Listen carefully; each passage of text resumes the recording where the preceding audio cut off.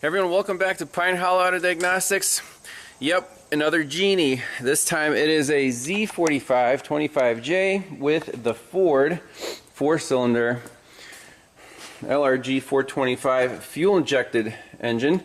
So exactly the same engine as the Z60 that we're all familiar with from previous videos. Here's the engine control module. Here we got the 3 relays, and for some reason there's a fuse missing in the jumper wire. Not sure about that. Symptoms are, long story, we see some alternators on the bench here. We see a new throttle body. Here's the old throttle body. It's connected, and the owner says the only way we can keep it running is by jamming a wire to keep this new throttle body propped open and the old throttle body just connected. So let's just see what it does. Platform controls. You hear the fuel pump prime.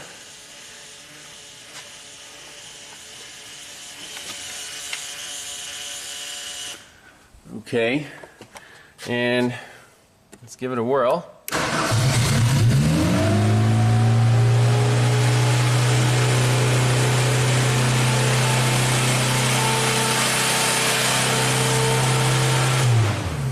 Obviously the throttle is jammed open. Well, what I want to do is plug in the throttle body and try it, see what it does. Does it start, stall, or does it not start at all? So go ahead, turn it to on and start it. I want to see if the throttle body reacts at all. Go ahead.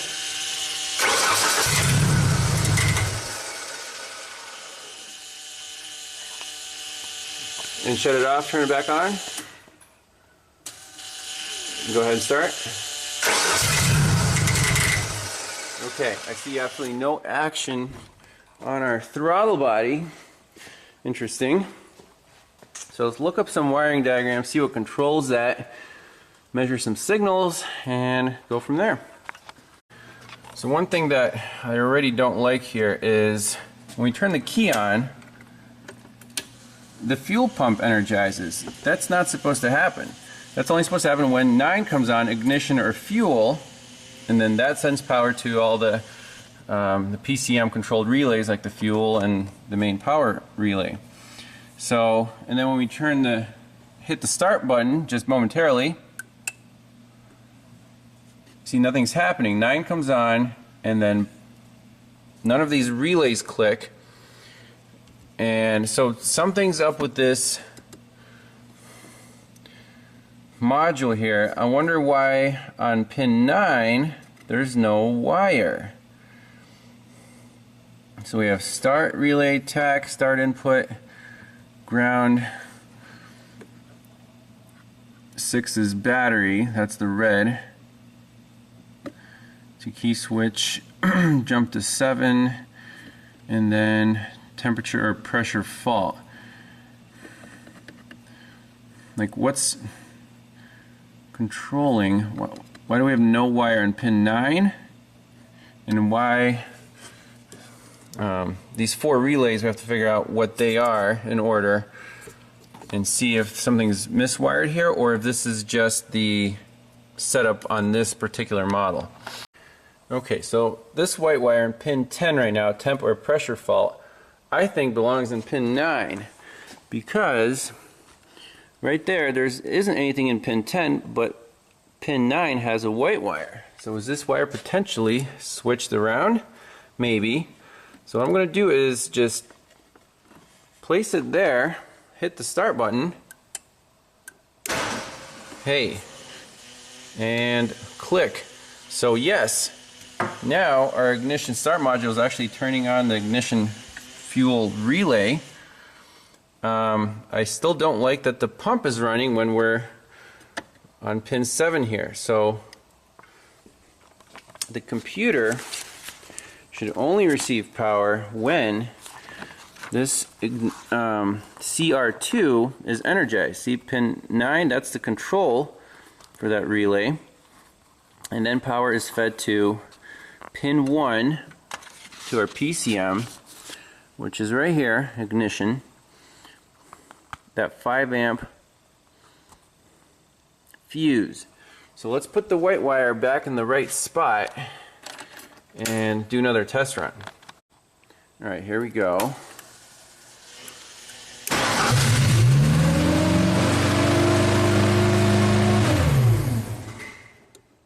Click off. Okay, so that's now correct. And the fuel pump, there's a fuel pump relay. So the power to that comes from right here, pin 9, constant battery power, and it should only be energized by the engine computer. See, there's fuel pump control pin. It should only be energized when we have power through this 5 amp fuse. That's from the ignition relay, this VSW. So there's constant powers, and then there's basically your ignition switched power. So we can go to the computer, those relays and fuses over there, and see if they correspond to when 9 is lit. Then we should get power at that fuse box. So I took out CR2 completely. Now it doesn't click when 9 comes on, but this thing will still do the same.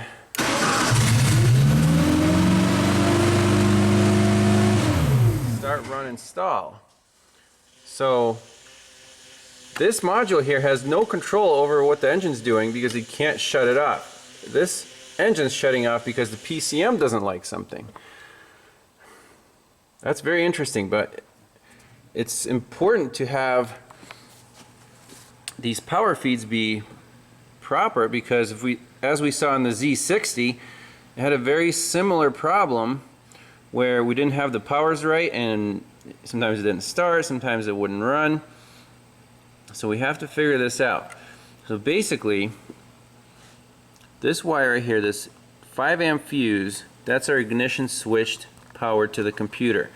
Let's put a meter on there, or a test light, and see when that's hot, and basically why that's not turned on by the CR2 relay.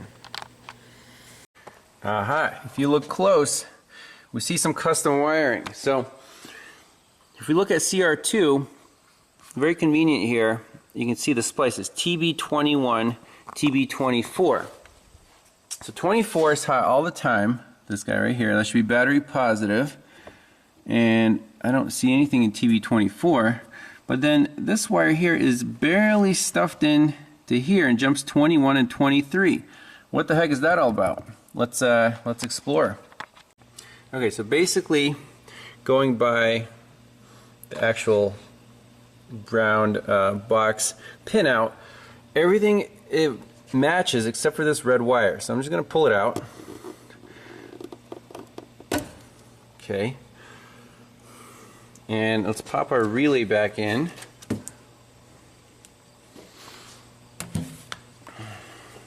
Well, first let's just key on. Alright, good. No fuel pump. And then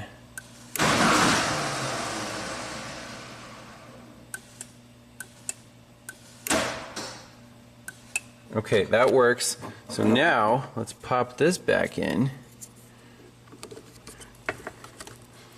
So now when 9 is lit, that relay should be on, sending power to our PCM. Let's try to start it.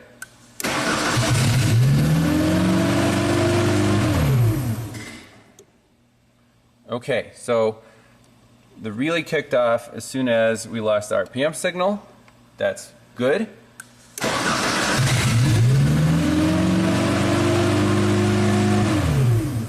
Okay, so basically now we have an intentional shutdown. It's happening from the engine computer side. I don't think it's controlling the throttle body. Right now the only way it's running is we have the little wire jammed in here. So let's figure out why we're missing throttle controls. It fires up, it runs for a little bit, and then it just shuts off. It doesn't like something. We could turn the key on and flip this test switch and see if our check engine light blinks. Okay, here's how to read fault codes. Push the toggle switch, and the check engine light will blink a code 123 3 times. After the fault codes, the check engine light will blink a code 123 3 times again, indicating the end of the stored codes. Okay, so if any fault codes are present, the ECM will blink a 3-digit code 3 times for each code stored in memory. Blink the first digit of a 3-digit code, pause, blink second digit, third digit. Okay. Once a fault code has been retrieved and the repair has been completed, ECM memory must be reset. How to clear. Disconnect the battery for 5 minutes. And here we have the trouble code. So let's read the codes carefully.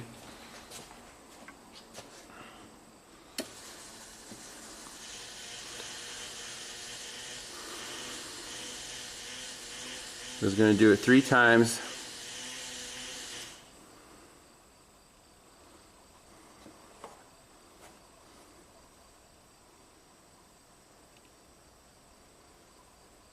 It'd be easier to plug in a scanner, wouldn't it? And this is the 3rd time of the start. And now she get codes.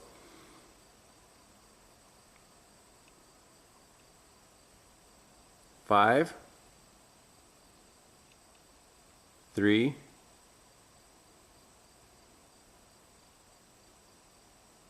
7. 537. And I'll turn the camera back on if there are any more codes. So there is a second code stored. 1, 2, 3, 4, 5. 1, 2, 3. 1, 2, 3, 4, 5, 6, 7, 8. 538. 2, 4,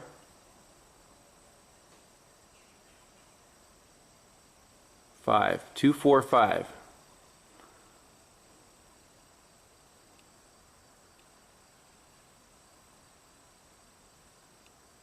And that's it. Okay. 2, 4, 5, 5, 3, 7, 5, 3, 8.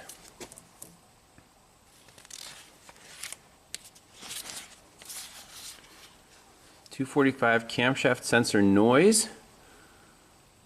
Interesting. And then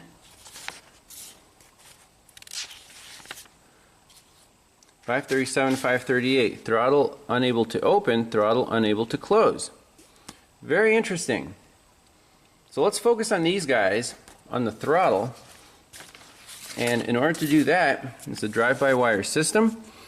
We have 4 wires, well 6 at the throttle. There's a 5-volt, a ground, and 2 TPS sensors, and then the actuators. dB plus, dB minus. So let me hook up a scope. We'll do 4 channels and see what's going on. More custom wiring. What is this? This is our power wire, pin 1, the red and green. And then there's a pink and blue that's been cut and then spliced into the power wire. What is that? It's on pin 22, 23, 24. If we look close, pin 24 is our governor select, RPM control. That wire goes right to the computer.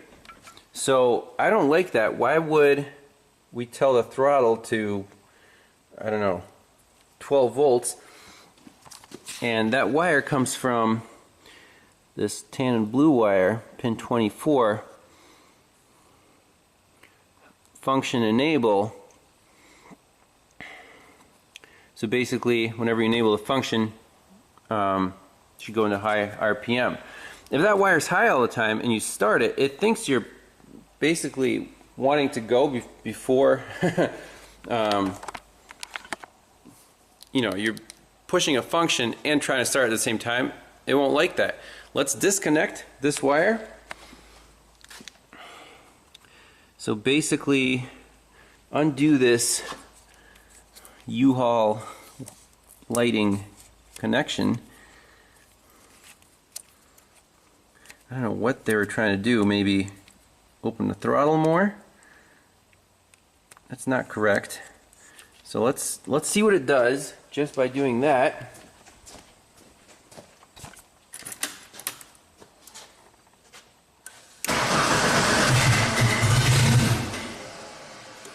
Okay, I'm going to pull out the wire here.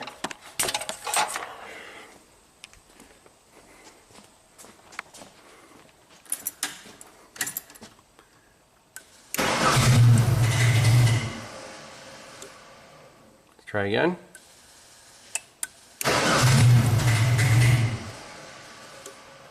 Okay. So now, let's get the scope out. Maybe reconnect this guy and see what's going on with our TPS sensors and our drive-by-wire commands.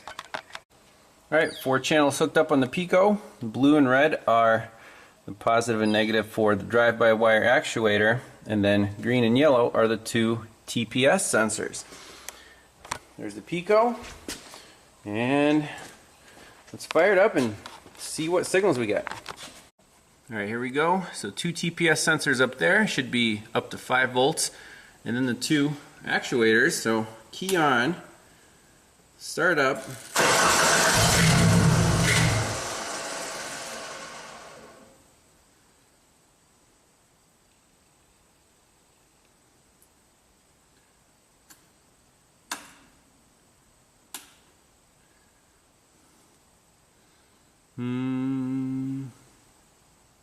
Looks like it's still at 5 volts, even though our ignition should be off.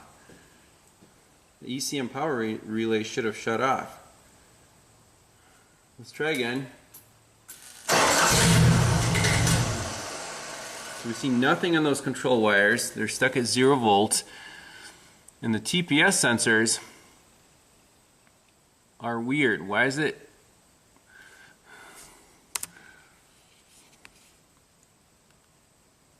TPS 1's at 690 millivolts. TPS 2 is at 4 volts. How does that make any sense at all? So it looks like the TPS sensors stay high for about 2 screens, or like half a minute, and then they shut off and the computer goes to sleep. But we're not seeing anything at all on these actuator wires. That's a problem.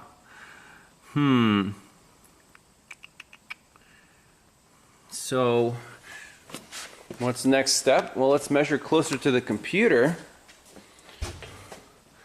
This harness goes here, here, here, and then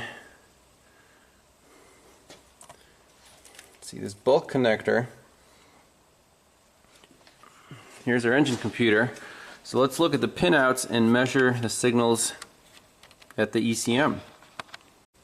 Alright, back on the same light blue, black, and gray and orange wires at the PCM. See what happens here.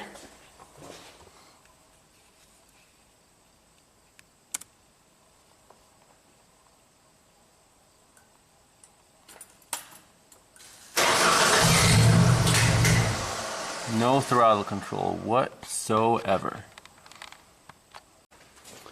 So just a quick check of all the grounds in the computer. There's 3 of them. On the gray connector, pin 4, and on the black connector, pins 1 and 2.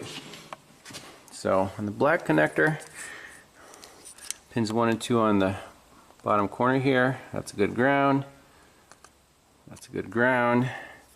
And pin 4 on this guy is also good ground. So it seems the computer is doing everything except for controlling this throttle.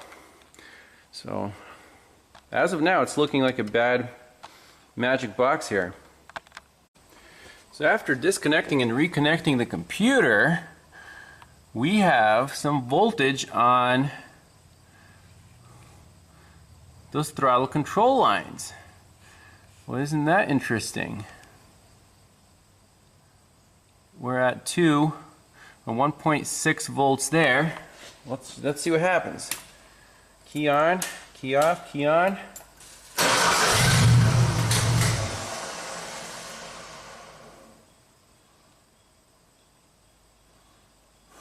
Why do we have voltage on there? We're still connected. We're still definitely connected here. Everything's plugged in. I didn't see any signals or activation.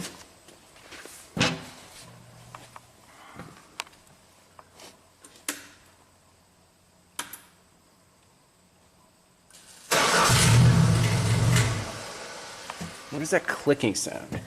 And look, we actually went down and up there.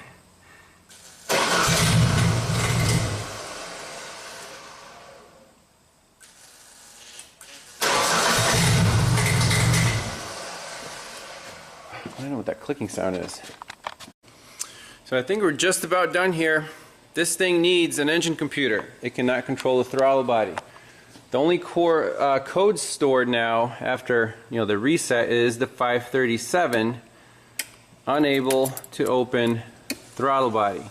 Just one code left. 1, 2, 3, 4, 5. 1, 2, 3. 1, 2, 3, 4, 5, 6, 7. And that's it. I don't know why these wires on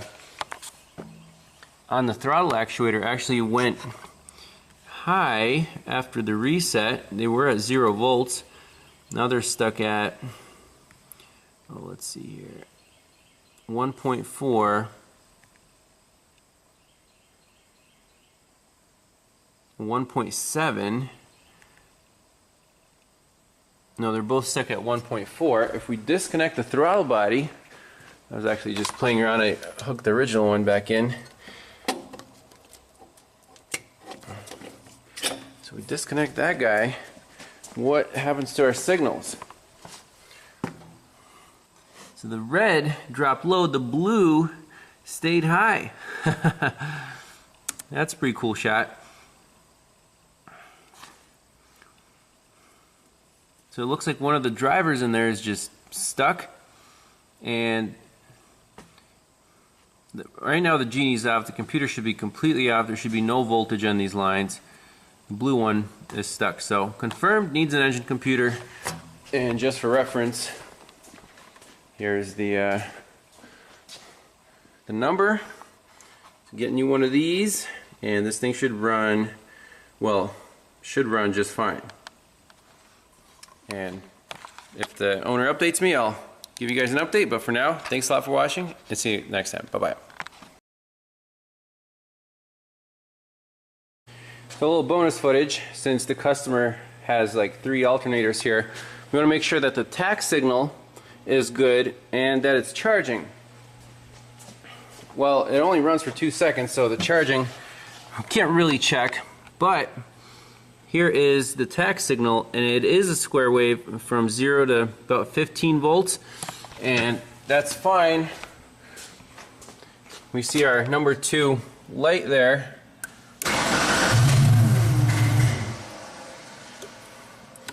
Works fine, and 9 only shuts off after 2 shuts off, and the engine stalls because the engine control module is shutting it down because it can't control the throttle. So it's not shutting down due to this stop module, ignition start module, because of loss of RPM.